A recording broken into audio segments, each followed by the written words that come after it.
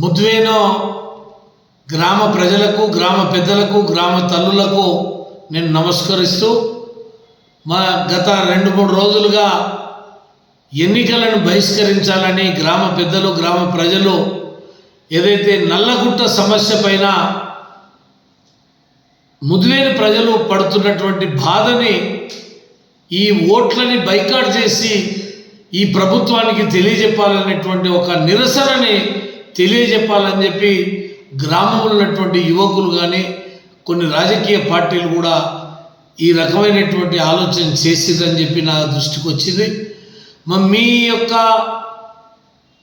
న్యాయమైనటువంటి సమస్య పరిష్కారం కొరకు మీరు తీసుకుంటున్నటువంటి ఈ యొక్క దానికి నేను మద్దతిస్తూ మీ గ్రామానికి ప్రచారానికి కూడా రాలేకపోయినందుకు కూడా నన్ను క్షమిస్తారని చెప్పి కోరుతూ, ముఖ్యంగా నేను మీకు విజ్ఞప్తి చేస్తున్నది ఏంటంటే, ఈ యొక్క నల్లగుట్ట పర్మిషన్ ఇచ్చింది గత టీఆర్ఎస్ పార్టీ, అప్పుడున్నటువంటి టీఆర్ఎస్ ప్రభుత్వం, కేసీఆర్ ప్రభుత్వం, జైపాల్ యాదవ్ ఎమ్మెల్యేగా ఉండి ప్రజల అభిష్టానికి వ్యతిరేకంగా ప్రజలు ఈ ప్రాంతంలో ఈ నల్లగుట్టని లీజుకి ఇవ్వద్దు, ఈ పర్యావరణాన్ని పరిరక్షించాలని చెప్పి కోరినా కూడా ఏదైతే ఆనాటి ప్రభుత్వం పెడచెవున పెట్టి లీజుకి ఇచ్చేటువంటిది ముందుకు సాగింది.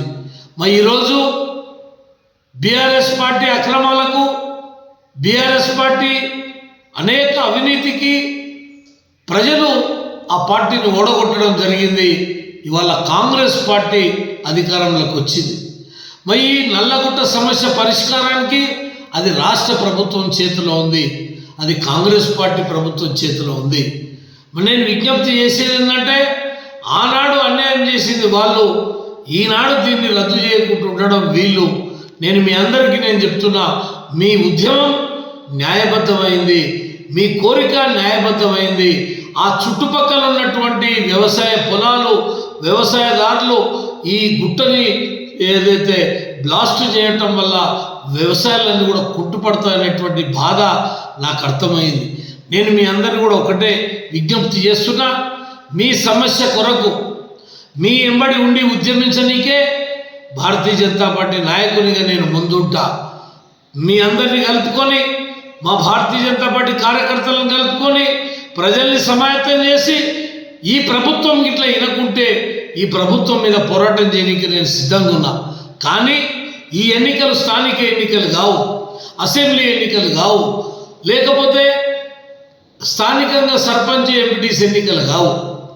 ఇది భారతదేశ ప్రధాని యొక్క ఎవరుండాలని నిర్ణయించేటువంటి ఎన్నికలు.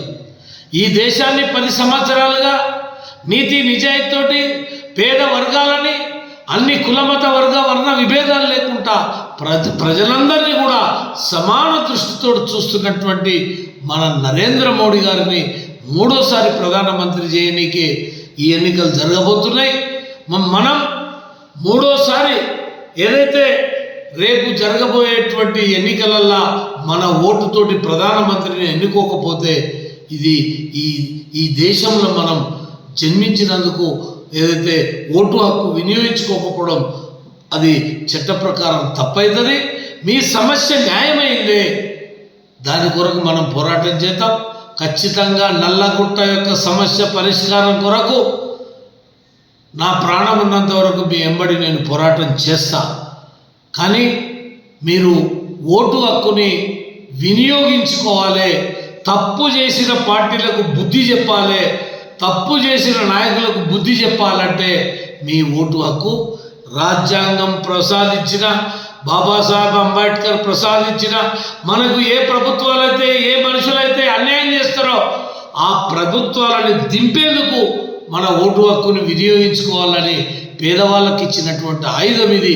ఇవాళ మనం ముద్వేను ప్రజలందరూ కూడా ఒక్కటే మన ఓటు హక్కును వినియోగించుకుంటారని చెప్పి నేను విజ్ఞప్తి చేస్తున్నా. మీరు ఎలాంటి బాధపడకుండా మన సమస్య కొరకు, పరిష్కారం కొరకు ఉద్యమిస్తూ ఒక పక్క ప్రజాస్వామ్యాన్ని కూడా కాపాడవలసిన బాధ్యత మీ పైన ఉంది. నేను మీ అందరినీ కూడా విజ్ఞప్తి చేస్తున్నా.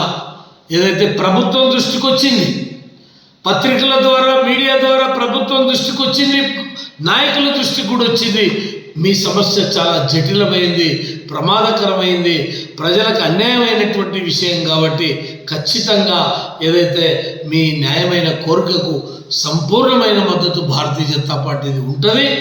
నేను మిమ్మల్ని కోరేది ఒక్కటే, మన ప్రియతమ ప్రధాని నరేంద్ర మోడీ గారికి బడుగు బలహీన వర్గాల ఆశాజ్యోతి ప్రపంచ ప్రజలందరూ కూడా ముచ్చటగా మూడోసారి ప్రధానమంత్రిని చూడాలని కోట్లాది కన్నులతోటి ఎదురు చూస్తున్నారు.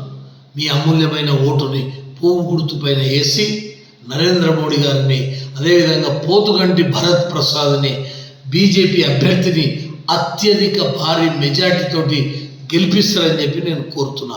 భారత్ మాతాకి జై, జై శ్రీరామ్.